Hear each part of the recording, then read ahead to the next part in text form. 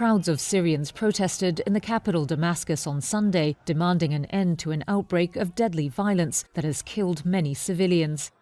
It came as clashes continued for a fourth day in the coastal heartland of deposed President Bashar al-Assad between Assad loyalists and forces backing the country's new leaders.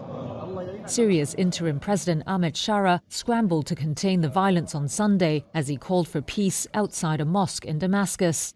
He urged Syrians not to let sectarian tensions further destabilize the country, which has seen relative calm after Assad was toppled in December.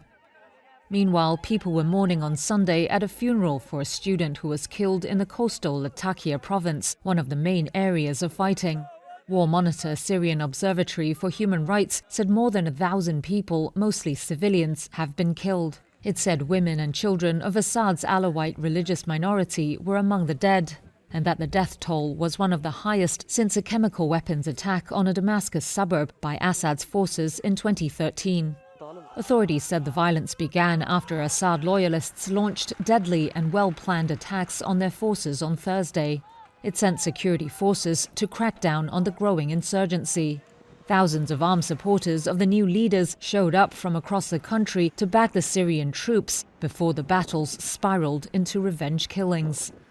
Syrian authorities have blamed unruly militias for summary executions and deadly raids in Alawite villages and towns. In graphic footage obtained from social media over the past days, bodies were seen strewn on the ground in Latakia. Reuters was able to verify the locations of the videos, but not the date or the identity of the dead.